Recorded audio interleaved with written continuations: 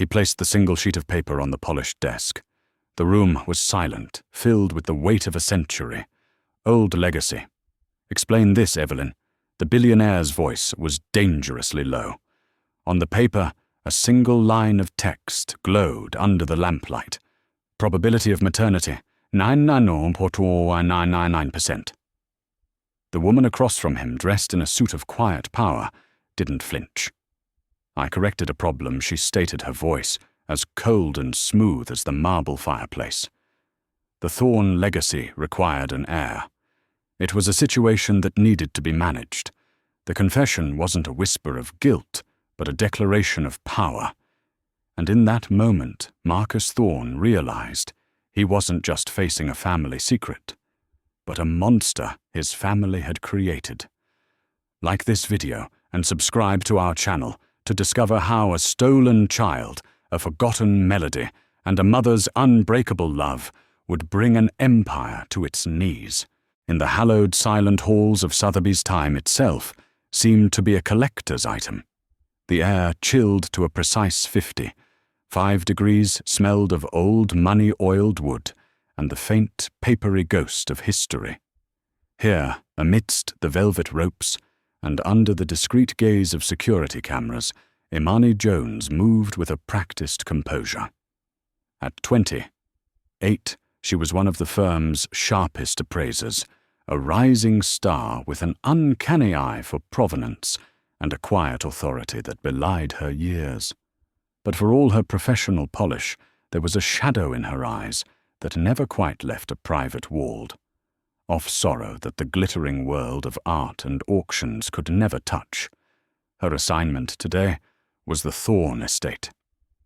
Amelia Thorne, late wife of the real estate magnate Marcus Thorne, had been a collector of exquisite taste and limitless budget. Imani's gloved fingers had spent the morning documenting Fabergé eggs and diamond parures, each item a universe of wealth unto itself. It was in a crate marked Miscellaneous Personal Effects that she found it, tucked between a set of monogrammed silver hairbrushes and a collection of first edition poetry. It was so simple it felt like an intruder. It was a small, unadorned music box carved from what looked like simple maple wood. There was no maker's mark, no inlaid jewels, no hint of its value. It was the kind of thing a father might carve for his child, a thing of love, not commerce. Driven by a professional curiosity that felt strangely personal, Imani picked it up. The wood was warm and smooth against her gloves. She found the small tarnished key on its side and gave it a gentle turn. A melody began to play. It was just a few simple cascading notes, a tune that was at once profoundly sad and deeply comforting. And for Imani Jones it was a ghost. The climate, controlled air of the gallery, vanished, replaced by the cold, sterile scent of antiseptic. The soft hum of the HVAC system became the rhythmic, indifferent beep of a hospital monitor. She was 20, 2 again, lying in a starched bed, her body aching with an emptiness that had nothing to do with the physical toll of childbirth. A doctor with kind, tired eyes was speaking to her, in low, gentle tones, the words complication premature, and I'm so sorry, forming a tapestry of clinical grief. She remembered the melody, because it was the only thing she had. She had hummed it for weeks, a private lullaby for the daughter she was waiting for, a tune born of hope and whispered promises. She had even commissioned a simple wooden music box, just like this one, to play it for her baby. But the box, they told her, had been lost in the chaos, just like the child. Imani's breath hitched. A single hot tear escaped and traced a path down her cheek before she could stop it. It couldn't be. It was a phantom, a cruel echo, in a world that had already taken everything. She quickly wiped the tear away her professional mask, slipping back into place, just as the heavy oak doors of the viewing room swung open. Marcus Thorne was a man who wore his $50 billion fortune like a well, tailored but ill-fitting coat. At 45, he still had the sharp, handsome features that graced the covers of business magazines, but they were etched with a deep, consuming exhaustion. His eyes, the color of a stormy sea, were fixed on the small hand he held in his own. It belonged to a little girl of about 6, a beautiful child with wide, dark eyes and skin the color of warm honey. She was dressed in a simple cotton dress that seemed out of place against her father's bespoke suit. This was Lily, his adopted daughter, and her eyes were utterly, heart-breakingly vacant. She moved like a porcelain doll, her expression unchanging, her silence, a weight that seemed to suck all the air from the room. Marcus gave Imani a curt, distracted nod. "We're here for the jewelry," he said, his voice a low rumble. "My daughter." Amelia wanted her to have it. But Lily wasn't looking at the glittering diamonds in the display cases. Her gaze was fixed on the simple wooden box in Imani's hands. The last few notes of the melody were just tinkling into silence. For the first time since entering the room, the little girl's expression shifted. A flicker of something, recognition, curiosity, a ghost of a memory, passed through her empty eyes. Her small feet took a hesitant step forward, and then another. Her tiny hand, which had been limp in her father's grasp, slowly, deliberately reached out toward the music box. Marcus froze. He stared, his breath caught in his throat. He had not seen his daughter initiate an action show, a single shred of interest in anything in the year since his wife had passed. He had brought her to an army of specialists, surrounded her with every toy and comfort money could buy, all to no avail. She remained locked away in her silent world. Until now. "Play it again," he whispered, his voice hoarse with a sudden desperate hope. Imani, her own heart pounding against her ribs, wound the key once more. The melody filled the quiet room. Lily took another step, her fingers now just inches from the box. She didn't make a sound, but a soft sigh escaped her lips, a sound of profound, inexplicable relief. Marcus looked at Imani, his stormy eyes now wild with possibility. He saw not an appraiser, but a miracle worker. "Miss Jones," he began, his voice shaking slightly. "I don't know what this is, but I will pay you. I will pay you anything. Your salary here, I'll triple it. I need you to come to my home. As a consultant, a conservator for this object." He gestured helplessly at the box. "I don't care what the title is. Just, please, for my daughter." The absurdity of the situation almost broke through Imani's shock.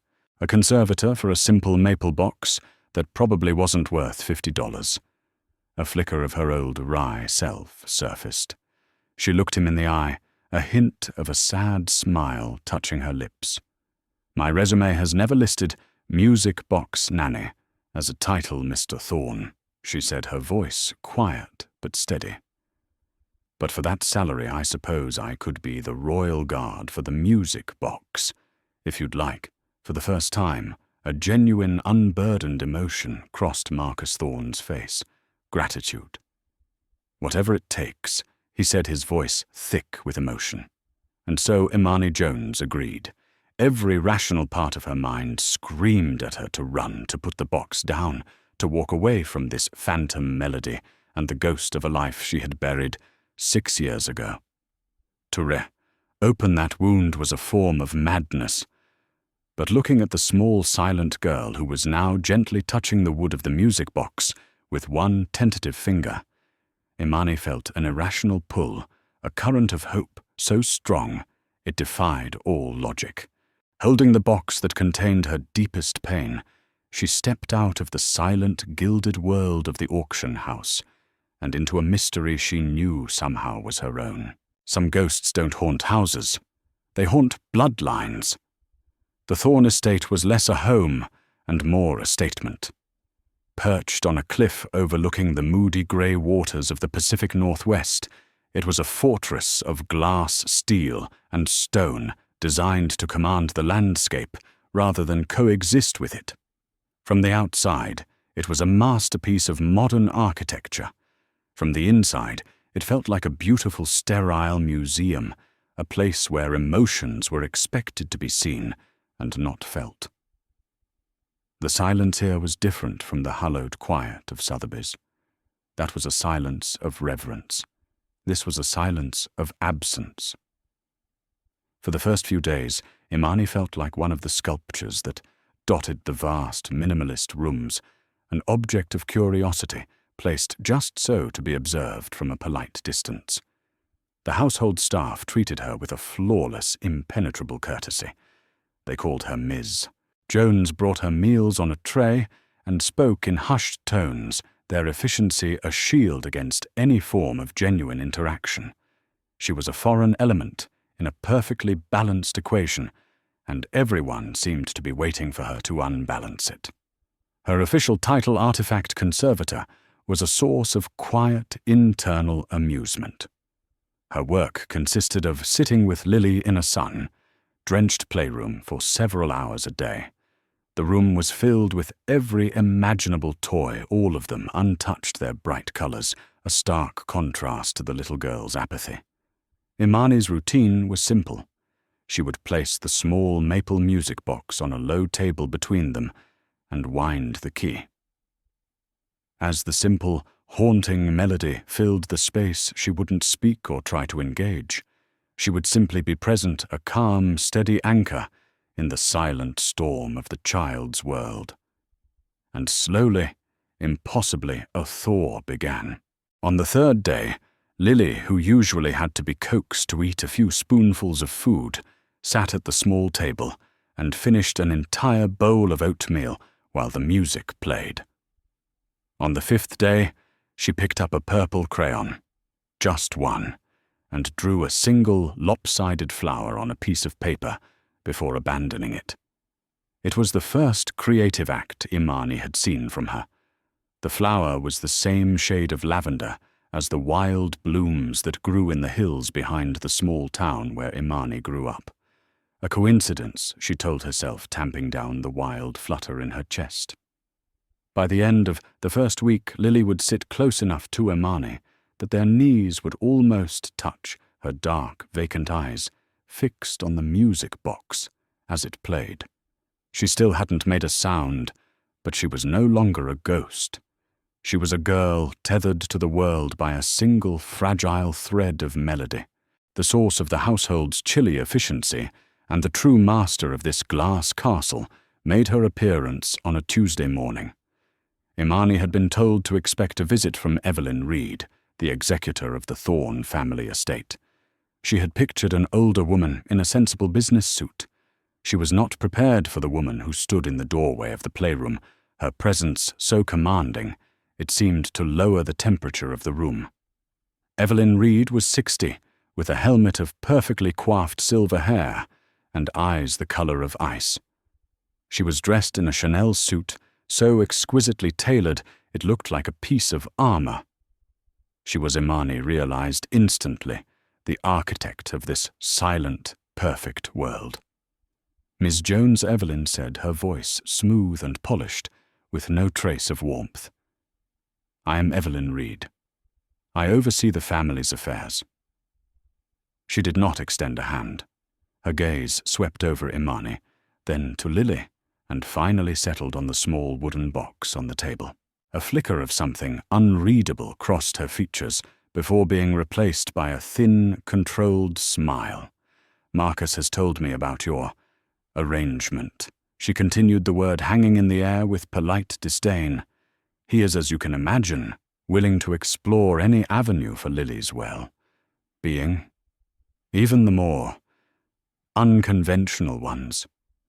Imani felt a prickle of defensiveness. "Lily is responding," she said, her voice even. "The music seems to comfort her."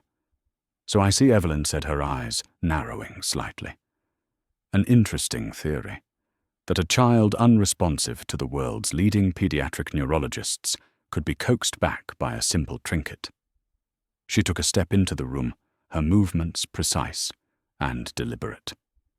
"Tell me, Ms. Jones, what are your qualifications precisely beyond finding this object in a crate?" The question was a perfectly aimed dart designed to remind Imani of her place. She was an employee, an outsider, an experiment. "My qualifications are irrelevant," Imani replied, her chin held a little higher. "The only thing that matters is that Lily is getting better." Evelyn's smile didn't waver, but the ice in her eyes seemed to harden. "Of course," she said softly. "The child's welfare is paramount. We are all devoted to that. We will be watching your progress with great interest." The veiled threat was unmistakable. "We are watching you." Evelyn stayed for another 10 minutes, a silent, judgmental presence in the corner of the room, before departing as quietly as she had arrived, leaving a chill in her wake. Imani felt drained, her earlier hope now tinged with a new anxiety. She looked at Lily, who had been unnaturally still during Evelyn's visit. To calm her own frayed nerves as much as the child's, Imani reached over and wound the key on the music box. As the familiar notes began to play, a sigh shuddered through Lily's small body. She looked at Imani, her gaze more focused, more present than it had ever been. She seemed to understand on some pre-verbal level the tension that had just filled the room. Then she did something that made Imani's heart stop. Slowly, hesitantly, Lily reached across the small space between them and placed her small, warm hand directly on top of Imani's. It wasn't a grab or a fidget. It was a clear, deliberate touch, a gesture of comfort, of connection, of trust. Tears welled in Imani's eyes as she stared at the small brown hand resting on her own. It was the first unsolicited physical contact Lily had made with another human being in over a year. A breakthrough, a miracle. She didn't know that just outside the playroom door, which was left slightly ajar, Evelyn Reed stood motionless. She had not left. She had been watching, listening. She saw the touch. She saw the tears glistening in Imani's eyes. And in the privacy of the silent, empty hallway, the mask of polite condescension finally fell from Evelyn's face. Her lips thinned into a hard, unforgiving line. Her icy eyes narrowed with a look of cold, calculating fury. This was not an experiment she was observing. This was a complication she would have to eliminate. Sometimes, the thing that heals you is the first thing they try to take away. The following 2 weeks unfolded in a delicate rhythm, a quiet dance of progress, choreographed to the notes of the small maple music box. Hope, a feeling Imani had long since banished, began to take root in the sterile soil of the Thorn estate. Lily was blossoming. It wasn't a sudden dramatic change, but a series of small sacred victories. She began to finish her meals without a fight, her small fork moving in time with the gentle melody. She graduated from a single purple crayon to a whole box, her drawings filling pages with vibrant, chaotic color. She still did not speak, but she had started to hum, a soft, tuneless sound deep in her throat, an echo of the music that was coaxing her back to life. For Imani, these moments were a strange mix of profound joy and sharp, poignant pain. Every time Lily's eyes lit up with a spark of her returning self, Imani felt a ghost of the motherhood she had lost. She was a curator of another woman's child, a hired hand, facilitating a miracle that felt deeply, achingly, like it should have been her own. She pushed the feeling down, focusing only on the little girl in front of her. This was a job, a very well, paying, very strange job, that was all. Marcus, for his part, was a man reborn in quiet gratitude. The deep lines of exhaustion on his face began to soften. He started working from home more often, his excuse being a need for focus. But Imani would often see him lingering in the doorway of the playroom, a soft, wondrous smile on his face as he watched his daughter engage with the world. He treated Imani with a deep, almost reverent respect, a silent acknowledgement of the magic she was weaving. It was this very magic that Evelyn Reed seemed determined to dispel. Her campaign was one of subtle, perfectly executed psychological warfare. One afternoon she entered the sunroom where Imani and Lily were sitting, carrying a delicate porcelain cup of tea. With a small theatrical stumble, she let the cup tip splashing hot liquid just inches from the music box. Imani's reaction was instantaneous. She shielded the box with her own body, a few hot drops spattering her arm. "Oh, my dear, how terribly clumsy of me," Evelyn had said, her eyes glinting with anything but apology. Perhaps such a precious object shouldn't be left in such a precarious position. Another time, during a brief moment when Marcus was in the room, Evelyn had placed a perfectly manicured hand on his arm. "We must be careful, Marcus," she'd said, her voice a conspiratorial whisper. "We don't want to create an unhealthy dependency on a single stimulus. True lasting healing must come from within the child herself, not from an external fixation." Every word was a carefully chosen poison, designed to sound like wisdom, while planting a seed of doubt, framing Imani's success as a potential long-term problem. The confirmation that she wasn't just being paranoid came from an unlikely source. One crisp morning, while taking a brief walk in the estate's immaculate rose garden, she met an old man in overalls, his hands gnarled from a lifetime of tending the soil. He was Samuel, the head gardener, a man who had worked for the Thorne family for 50 years. He tipped his hat to her. "You're the one with the music," he said, his voice raspy. "I suppose I am," Imani replied with a small smile. He snipped a dead rose from a bush, his movements slow and deliberate. "Brought some life back to the big house," he observed, not looking at her. "That's good. But you be careful, miss." He finally met her gaze, his eyes a faded but knowing blue. "The oldest trees have the deepest roots. They don't much like new saplings growing in their shade."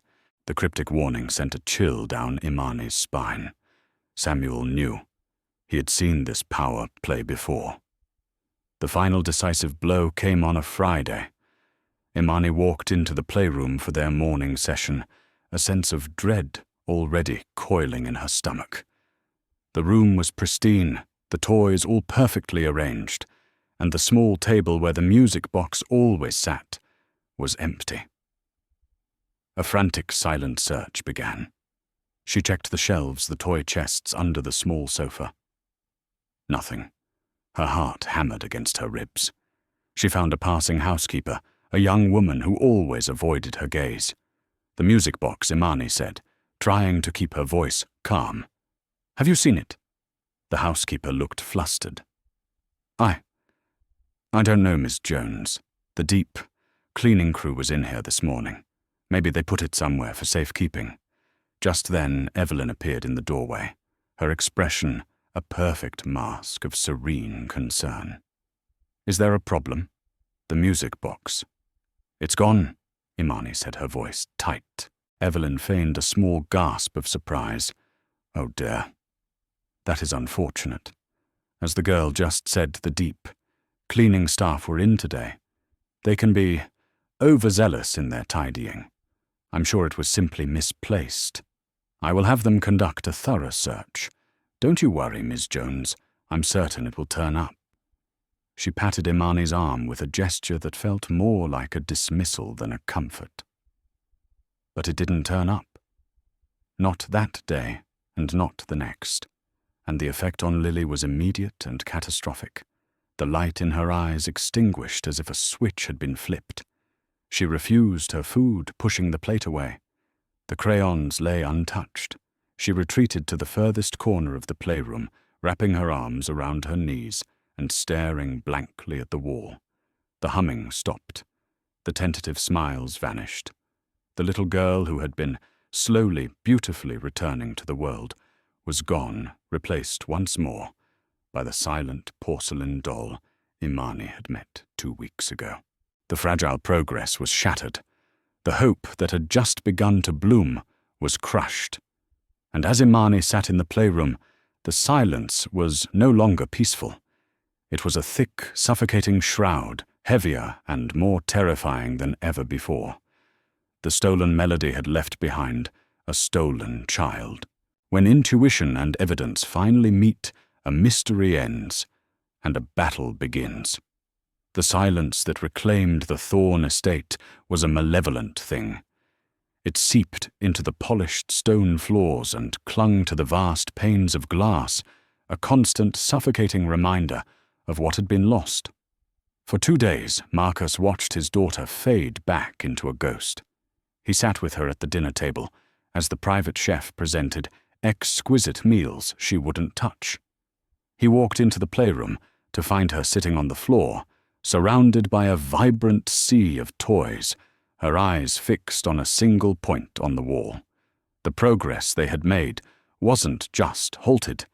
It was violently erased, leaving a smoking crater where hope used to be. He replayed Evelyn's words in his mind, a smooth, reasonable explanation about the overzealous cleaning staff. For 45 years, he had trusted her judgment implicitly. She was a fixture, a pillar of the Thorn family, as permanent and reliable as the bedrock on which the house was built. But for the first time, her logic felt hollow, her concern rehearsed. He looked at the devastating cost of a misplaced item, his daughter's spirit, and the explanation no longer fit the crime. A cold, hard knot of suspicion began to form in his gut. It was a deeply unsettling feeling, a tectonic shift in the foundation of his world. He had been a passive observer in his own home for too long. The grief over his wife had made him complacent. But looking at Lily's empty eyes, something else finally took over the primal protective instinct of a father. While Marcus's suspicion was a slow, burning fire. Imani's realization came in a flash, a bolt of lightning in the dead of night. She was lying in the guest suite, staring at the ceiling, her mind a torment of what ifs. Sleep wouldn't come. She was lost in a fog of grief and frustration, until a memory so vivid and visceral it felt like the present broke through. She wasn't in a silk, sheeted bed in a billionaire's mansion. She was 20, two sitting on a dusty stool in the shared community workshop of her old apartment building. The air smelled of pine shavings and turpentine. Her belly was round and full beneath her paint, splattered overalls, and in her hands she held a small, unfinished block of maple wood. She remembered the feel of the carving knife in her hand, the patient, loving process of hollowing out the small chamber, of sanding the wood until it was as smooth as a river stone. She remembered installing the tiny, delicate musical mechanism she'd ordered online. And then she remembered the final touch. Before sealing the bottom, she had taken the finest, tipped blade, and with a hopeful, unsteady hand, carved a single small letter into the wood L. For Lyra, the name she had chosen for the daughter she could already feel kicking beneath her heart. It was a secret, a promise etched in wood, a mother's first gift. The memory was so powerful it forced the air from her lungs. This wasn't a coincidence. That wasn't a similar box. It was her box. And if the box was here, then... The thought was too immense, too terrifying to complete. The next morning she didn't ask for permission. She walked directly to the West Wing, to the private study where Marcus worked. She knocked once and entered. He looked up from his desk, his face grim. He saw the look in her eyes, the fear, the grief, but also a new, unshakable conviction. And he knew something had changed. It wasn't just the melody, Imani said, her voice low and tight, devoid of any preamble.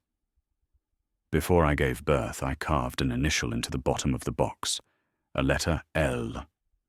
Marcus stared at her, the final pieces of the puzzle clicking into place in his mind.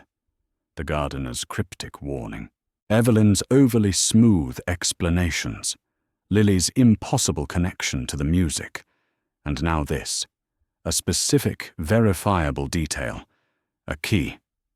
Evelyn has a master key to every room in this house, he said, his voice dropping to a near whisper. Her office is the only place the staff wouldn't have access to.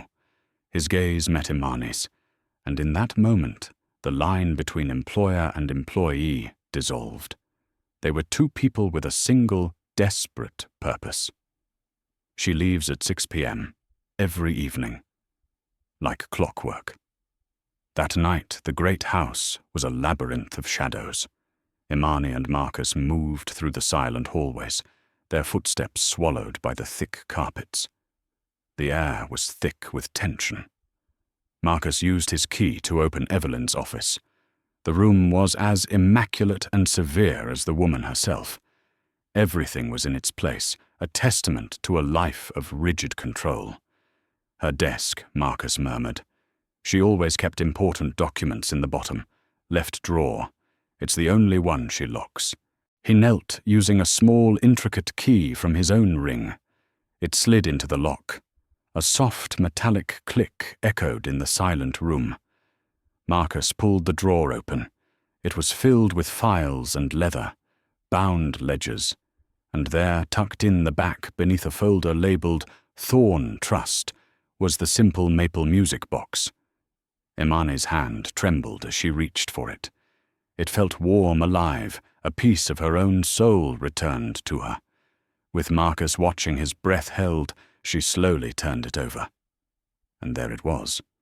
Small, a little crooked, undeniably carved by an amateur's loving hand. The letter L. For a long moment, neither of them spoke. The sight of that single etched letter was more damning than any shouted accusation. It was the physical proof that linked a stolen object to a stolen past. The mystery was over. The truth was in their hands, solid and real and terrifying. Marcus finally broke the silence. He looked from the initial on the box to the fierce, determined hope that now blazed in Imani's tear-filled eyes. His voice was cold, stripped of all emotion, replaced by a hard, chilling resolve. "I need a sample of your hair," he said. "We're getting a DNA test. A cornered animal is most dangerous when it pretends to be calm." The 3 days that followed the discovery of the L were a unique form of torment. A small, sterile courier package containing 3 strands of Imani's hair and a saliva swab from Lily's cheek had been sent overnight to a private lab in another state, a lab known for its discretion and its loyalty to Marcus Thorne, not his family's estate. Now there was nothing to do but wait. The entire mansion seemed to be holding its breath. Every ringing phone, every email notification sent a jolt of anxious electricity through the air. Imani and Marcus had formed a silent, undeclared pact. They moved through their days with a shared secret purpose. The music box was back in its place, its melody once again, the gentle heartbeat of the playroom. For Lily, its return was a balm. She was slowly climbing back, out of the silent well into which she had fallen her small hands, once again reaching for her crayons, her eyes once again following Imani with a quiet intensity. But for Imani, every note from the box was now a bittersweet torture. The question, the impossible, terrifying, wonderful question, was always there, hovering just behind her eyes. Is she mine? She found herself studying the curve of Lily's ear, the way a small curl spiraled just behind it, searching for a reflection of herself, of the mother she never got to be. Each interaction was now freighted with a profound, aching love, a grief for 6 years of stolen time, and a desperate hope that felt as fragile as glass. Evelyn Reed was too intelligent not to notice the shift. She saw the renewed bond between Marcus and Imani, a partnership that now extended beyond the welfare of the child. She saw the quiet confidence that had replaced Imani's earlier deference. She saw the way Marcus now looked at her. Evelyn, with a cool, appraising distance that had never been there before. She knew she had lost control of the narrative, and she knew, with the chilling certainty of a master strategist, that they were digging. And so she prepared her counter. Offensive. It was not a desperate, panicked reaction, but a cold, calculated strike designed to neutralize a threat. She summoned Marcus to the formal library on the third afternoon. The room was her domain, a place of dark wood leather, bound books and portraits of dead thorns staring down from the walls. She was seated behind the massive mahogany desk, a thin file folder placed precisely in front of her. She looked as always impeccable and in complete command. "Marcus, we need to talk about Miss Jones," she began, her tone one of grave concern. "I was so worried after the misplacement of the music box that I took the liberty of having my own people conduct a more thorough background check. I felt it was my duty to you. To Lily." She pushed the folder across the polished desk. "I'm afraid what they found is deeply troubling." Marcus did not touch the folder. He stood before the desk, his hands clasped behind his back, his expression unreadable. "Go on, Evelyn. Imani Jones is not who she appears to be." Evelyn said, her voice laced with practiced sorrow. "She has no family to speak of. She struggled for years with financial instability before landing the job at Sotheby's. More than that, there are patterns. A history of forming intense, almost obsessive attachments in previous positions. There was an incident in Chicago, an unsubstantiated claim from a former employer about missing personal items after she left. She sighed, a perfect imitation of regret. Marcus, I believe she is a sophisticated grifter. She saw a grieving, vulnerable family, found an object of sentimental value, and has masterfully engineered a situation to prey on your desperation. She has created a dependency in Lily that only she can control. It's a classic, cruel manipulation." She leaned forward, her voice dropping. "For the safety of your daughter, for the integrity of this family, you must dismiss her immediately. I can have her escorted from the premises within the hour." The silence that followed was heavy and absolute. Marcus looked at the folder on his desk, then at the woman who had been a constant in his life for as long as he could remember. The woman who had advised his father. The woman who had helped him pick out a wedding ring for Amelia. The woman he had trusted with everything. He saw her now for what she was, a beautifully preserved relic, a creature of a bygone era of power and secrets, fighting to maintain a world that was already crumbling around her. He finally moved, placing his hands flat on the desk. He did not raise his voice. He did not display anger. He simply delivered the final fatal blow to her authority with 2 quiet sentences. "Thank you for your concern, Evelyn," he said, his voice as cold and clear as ice. "Your services in this matter are no longer required." Evelyn's carefully composed face faltered just for a second. A crack appeared in the porcelain mask, revealing the fury beneath. But before she could speak, Marcus turned and walked out of the library, leaving the untouched folder lying on the desk between them like a surrendered weapon. He found Imani in the playroom reading a story to Lily, who was nestled against her side. The melody of the music box was a soft counterpoint to the gentle cadence of Imani's voice. He stood in the doorway watching them. The scene was so natural, so right, it felt like a law of physics. This was how it was always meant to be. Imani looked up and saw him, and she knew from the look on his face that the confrontation had happened. Just then a soft chime, emanated from the laptop on a nearby table. Both their heads snapped towards the sound. An email notification had appeared on the screen. Marcus walked over to it, his heart beginning to pound, a heavy rhythmic drum against his ribs. The email was from the genetics lab. The subject line contained no pleasantries. It was stark, clinical, and absolute. Subject results: Thorne, Jones genetic marker analysis. He looked up from the screen, his eyes locking with Imani's across the room. The air grew thick, charged with the weight of a life, altering truth waiting behind a single click. This was it. The end of the waiting. The end of the not knowing. And the beginning of everything else. The truth doesn't always set you free.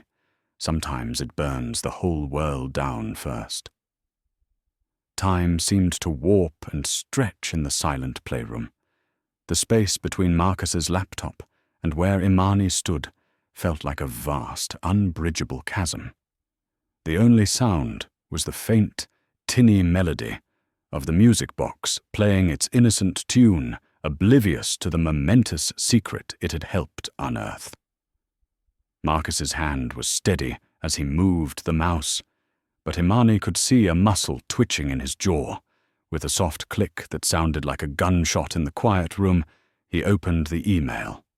The document that filled the screen was a wall of clinical text and cold numbers.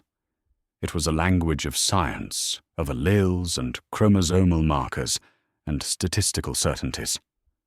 But amidst the jargon, a single line of text was highlighted, set apart from the rest, as if the lab technicians themselves understood its cataclysmic weight. Result based on the analysis of the provided DNA samples, the probability of maternity between subject A. Jones Imani and subject B. Thorne Lily is 99.999%. Marcus read the line once. Then again. The words didn't seem to connect to reality. It was like reading a page from a novel, a plot twist too dramatic to be true. But the numbers didn't lie. He felt the air leave his lungs in a silent rush, a feeling of vertigo so intense he had to grip the edge of the table to keep himself steady. Every memory of the past 6 years, bringing Lily home his late wife Amelia's joy, their life as a family, was instantly recast in the harsh, unforgiving light of this new truth. Their entire life together had been built on a foundation of stolen grief. He printed the document without a word, the quiet whir of the machine, an obscene intrusion into the heavy silence. He walked out of the room, the single sheet of paper held in his hand like a death warrant. He found Evelyn in the library exactly where he knew she would be. She was reading a leather, bound volume in her lap, the picture of refined tranquility. She looked up as he entered, a cool, questioning arch to her silver eyebrow. Marcus didn't speak. He walked to the massive mahogany desk and placed the paper face up on the polished wood directly in her line of sight. He then stepped back, his arms crossed, waiting. Evelyn's gaze drifted down to the paper. She read the single highlighted line. Her expression did not change. There was no shock, no denial, no fear. The only flicker of emotion was a faint, almost imperceptible tightening of her lips, a sign of profound annoyance, like a chess master whose opponent had made an unexpectedly clever move. She placed a bookmark in her novel, closed it gently, and set it aside.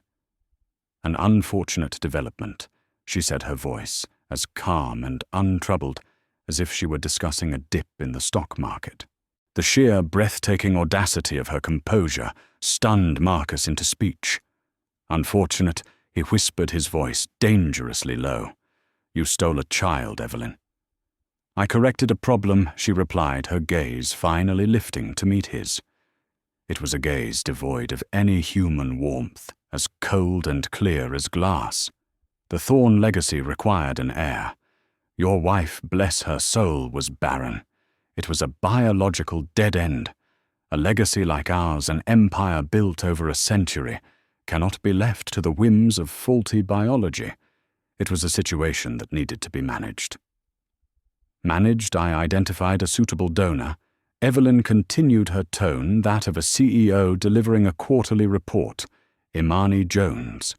She was an art student at the time. Healthy, intelligent, and most importantly, utterly alone. No family to ask inconvenient questions, no resources to fight back. She was the perfect low risk solution. I arranged for her to deliver at a private clinic funded by a Thorne subsidiary. I managed the paperwork. The attending physician was compensated for his discretion. The official record states the infant died of complications. It was clean, efficient. She folded her hands on the desk. I took the music box from her personal effects at the hospital. I thought it might be a nice, sentimental touch for Amelia.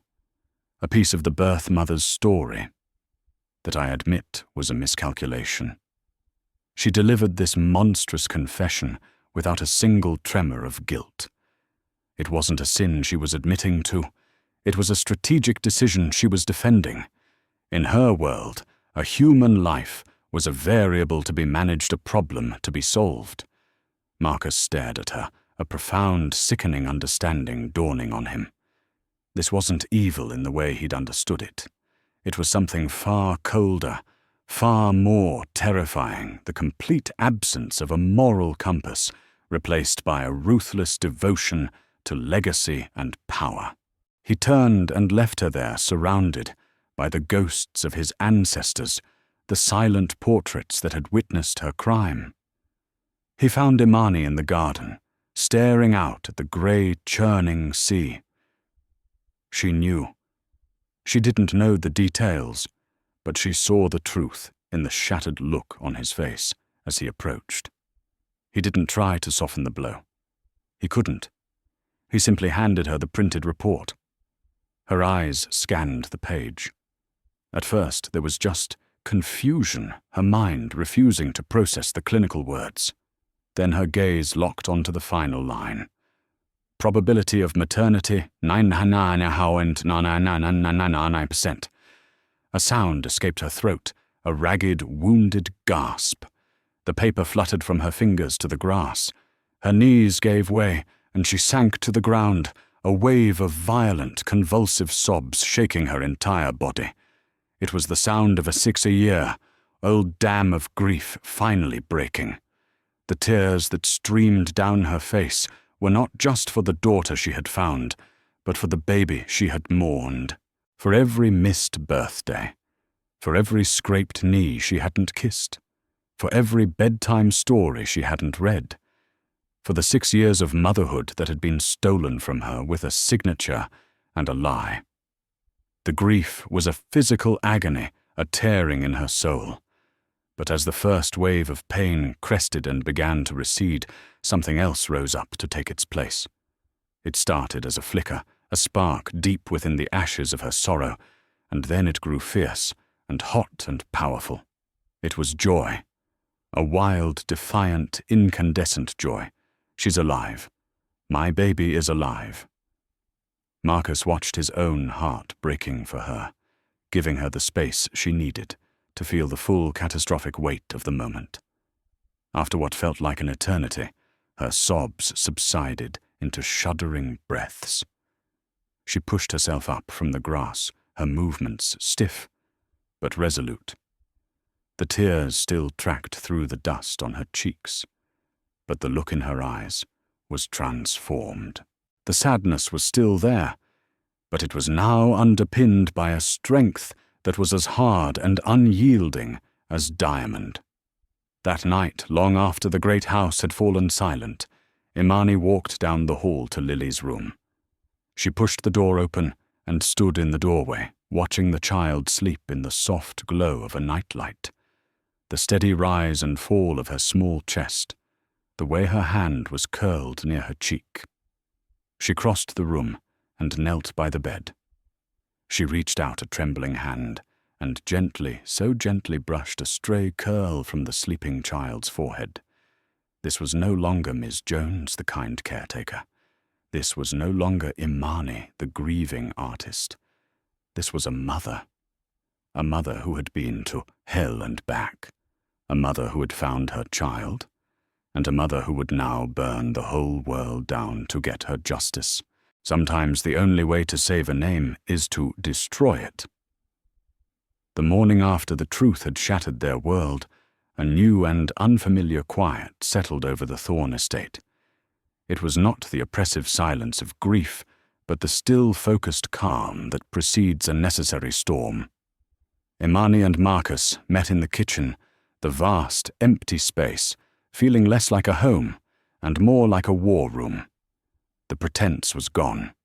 The roles of employer and employee had evaporated, leaving two people bound by a shared, terrible truth and a single unspoken question hanging in the air. What now? It was Imani who spoke first. The fury and grief of the previous night had settled in her, hardening into a resolve that was as clear and solid as crystal. She can't get away with this, Marcus.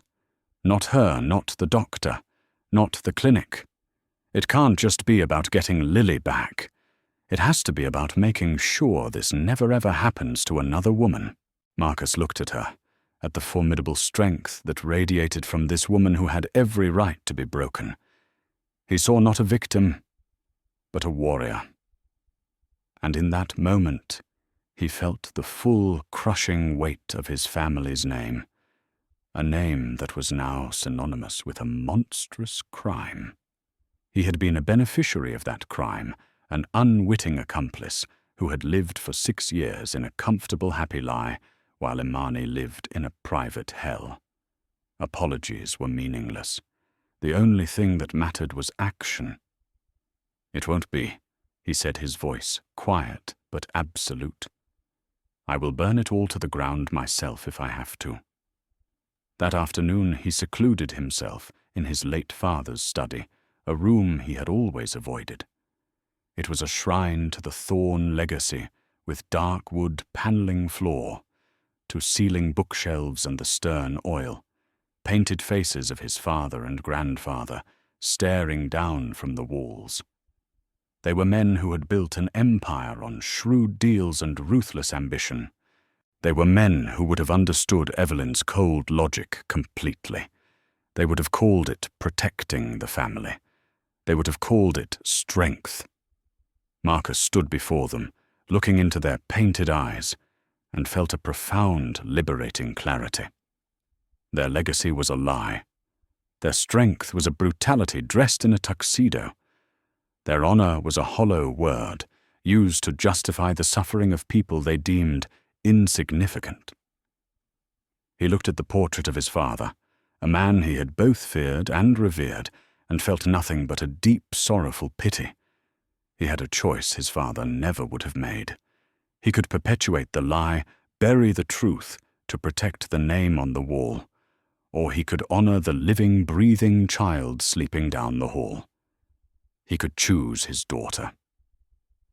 The decision once made was irreversible. He walked out of the study and closed the doors on the ghosts of the past for the last time. For the next 2 weeks, Marcus Thorn, the man who had moved markets with a single phone call, turned his formidable resources toward a new purpose, dismantling the architecture of his own family's corruption. He didn't use the Thorn legal team. He knew they were loyal to the estate, to Evelyn. Instead, he hired a small, fiercely independent team of forensic accountants and private investigators people who answered only to him. They worked out of a secure rented office in downtown Seattle. Couriers arrived at all hours with encrypted files. The team worked with a quiet, relentless efficiency, tracing the money trail from a Thorn family trust to the now defunct private clinic. They found the name of the doctor who had signed Lily's falsified death certificate, now retired and living in luxury in Scottsdale. They uncovered evidence of at least 2 other stillbirths at the same clinic, involving young single mothers with subsequent private adoptions, arranged for wealthy childless couples. It was a small bespoke assembly line for stealing children. Evelyn Reed hadn't just committed a single crime. She had created a system. Imani was his partner in all of it. She spent hours with the investigators, recounting every detail she could remember from her time at the clinic, her sharp mind for detail now a critical weapon. But most of her time was with Lily. She was a mother, finally and fully. She read to her, played with her, held her. She was reclaiming the stolen years, one precious moment at a time, her love for her daughter, the fuel that kept the entire operation running. When the case was airtight, an undeniable chain of evidence linking Evelyn directly to the conspiracy, Marcus did not call the district attorney. He knew how a woman like Evelyn could use her connections to tie a case up in legal knots for years. He picked up the phone and called Sarah Jennings, a two-time Pulitzer Prize, winning investigative journalist for the New York Times, a woman known for her tenacity and her refusal to be intimidated. He met her in a private suite at a downtown hotel. He gave her everything: the DNA report, the financial records, the testimony, the names. "I want you to print it all," he told her. "I don't want a settlement. I don't want a quiet plea bargain. I want a reckoning." The reckoning came on a Wednesday. Evelyn was hosting a high society luncheon for a museum charity board at the Thorne estate.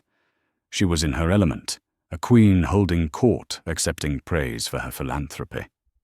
She was in the middle of a speech about corporate responsibility when two quiet, grim-faced detectives walked into the grand dining room. They approached the head of the table. "Evelyn Reed," one of them asked, his voice calm but carrying across the suddenly silent room. Evelyn's smile froze. She looked at them with pure, undiluted indignation. "I believe you are mistaken. This is a private event. We have a warrant for your arrest on charges of kidnapping, fraud, and conspiracy," the detective stated, holding up the document. The room erupted in shocked gasps. The clatter of a silver fork hitting a plate was the only other sound. Evelyn's face, for the first time, turned ashen. The composure, the control, the power, it all evaporated in an instant, leaving behind a frail, bewildered old woman who had finally been called to account. As they placed her in handcuffs, her icy gaze swept the room and finally landed on Marcus, who stood watching from the doorway. It was a look of pure, venomous hatred. That night, after the reporters had finally dispersed from the front gates, after the house had been exorcised of its darkest secret, Marcus sat alone in his office. The victory felt hollow, the justice a necessary but painful poison. The real work was just beginning. He pulled a thick document from his desk drawer. It was the prospectus for the sale of his controlling shares in Thorne Industries, the parent company of the entire empire. He uncapped a pen, its black ink a stark contrast to the white page. This was the final act of demolition. He was not just punishing a criminal, he was dismantling the throne she had sought to protect. With a steady hand, he signed his name, the familiar loops and angles of his signature, now an act of liberation, breaking the chains of a legacy he could no longer carry. Redemption is not an apology. It is a new foundation, built brick by brick. 6 months later, the name Thorne no longer meant old money and real estate. It was the headline of a scandal that had sent shockwaves through the nation's elite.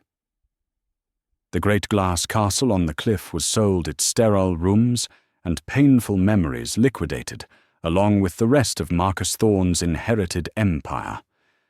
Evelyn Reed, her icy composure finally shattered, was mired in a legal battle that promised to consume the rest of her life, a fallen queen in a kingdom of her own making.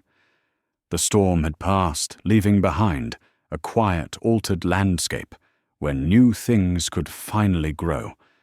The first and most important of these was Lily. The healing didn't come overnight. It came in whispers and fragments. With the oppressive silence of the mansion gone replaced by the warmth of a modest sun. Filled house they rented by the sea. Lily slowly began to unfurl. She started with colours her drawings no longer just a solitary purple flower, but entire gardens of impossible joyful hues. Then came sounds, soft hums that matched the notes of the music box, which now sat on her bedside table, its melody a constant reassuring presence. The breakthrough, when it came, was a moment so quiet and profound it felt sacred. One evening Imani was tucking her into bed. She finished a story, closed the book, and leaned over to kiss her daughter's forehead. Lily looked up at her, her dark eyes clear and full of an emotion. Imani was finally allowing herself to accept simple, uncomplicated love. Mama Lily whispered, her voice a little hoarse from disuse. The word was a perfect fragile miracle. Imani froze her heart, stopping, then restarting with a painful, joyous lurch. She brought a trembling hand to her lips, tears welling in her eyes. "What did you say, sweet girl?" Mama Lily said again, a small smile gracing her lips. She reached up and touched Imani's wet cheek. "Don't be sad, Mama." And Imani laughed, a sound that was half sob, half pure joy. She wasn't sad. She was whole. The 6 years of silence, the stolen time, the unimaginable grief, it all collapsed in the face of that one perfect word, spoken in the voice she had only ever heard in her dreams. Her own life had transformed just as radically. She was no longer an appraiser of other people's histories. She was the director of a future for countless women. The Lyra Foundation, named for the daughter she had almost lost, had become her life's work. With the full, quiet backing of Marcus's fortune, she had built an organization that was already making waves, a formidable legal aid and support network for single mothers who had been exploited or dismissed by the medical system. She sat in meetings, not as an employee, but as a leader, her voice steady and sure, her empathy a shield for those who had none. The relationship between her and Marcus had settled into a new, undefined territory. It was not romance.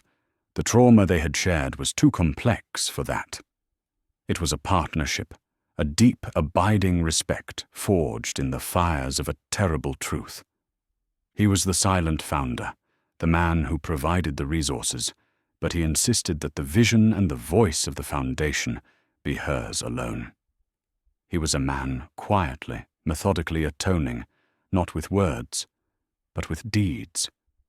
He found his own peace, not in boardrooms, but in the simple domestic rhythm of their new life, making Lily breakfast, helping her with a puzzle, watching with a quiet awe as Imani commanded a room full of lawyers and activists. One Saturday afternoon, the three of them were sitting in their sunlit living room. An old news report about Evelyn's ongoing trial was playing softly on a tablet. An unflattering picture of Evelyn looking stern and sour flashed on the screen. Lily, who was colouring on the floor, looked up and wrinkled her nose. She pointed a crayon at the screen. "Mama," she said, with the simple, brutal honesty of a child, "why does that lady always look like she just swallowed a lemon?" Imani stifled a laugh, but Marcus let out a genuine, unburdened chuckle. It was the first time Imani had heard him laugh like that, a sound free of the weight of his past. In that simple moment, sharing a silly observation, they felt less like a collection of broken pieces and more like a family, a strange, unconventional but real family. The culmination of their new life arrived on a crisp autumn afternoon. It was the grand opening of the Lyra Foundation's first walk, in Legal Aid Center, a warm, welcoming building in the heart of the city. The crowd was a mix of journalists, city officials, and the tired, hopeful faces of the women the foundation was built to serve. Marcus stood at the back of the crowd, a quiet man in a simple suit, content to be invisible. He watched as Imani stepped up to the podium, no longer the timid appraiser, but a confident, powerful advocate. Lily stood beside her, holding her hand, waving shyly at the crowd. For 6 years I believed my story was over. Imani began, her voice clear and strong, carrying over the assembled guests. I was told to accept a tragedy that was in fact a crime. Today we open these doors to ensure that no woman ever has to accept a lie as her truth again. Every story deserves to be heard. Every child deserves a chance to hear their mother's song. As she spoke, Marcus's gaze drifted to the reception area inside the center. There, in a simple glass case, sat the small maple music box. It was no longer a symbol of grief or a clue to a mystery. It was a monument, a testament to a truth that had been silenced but could not be erased. The crowd broke into applause. Imani smiled, squeezing her daughter's hand. The old, painful melody was over. And in its place, a new one, stronger, richer, and full of hope, was just beginning to play. What is the true weight of a family name? Is it the history it carries, a legacy of power and stone? Or is it found in the courageous choice to burn that legacy to the ground in the name of truth? We've just witnessed a story about a connection so primal it could not be silenced by lies, and a love so fierce it rewrote a destiny. It reminds us that some bonds are etched not in documents, but in the soul itself. Perhaps true redemption is found not in asking for forgiveness, but in the difficult brickwork of making things right, of building a new foundation from the ashes of a painful past. We would be honored to hear your thoughts on this journey. What part of this story resonated with you the most? Share your feelings in the comments below. Each one is a part of our shared conversation. If this tale of justice and healing moved you as simple like, helps us continue to tell stories that matter. 3. And to ensure you don't miss what's next, please consider subscribing and sharing this story with someone who might appreciate it. Thank you for sharing this time with us. Until next time.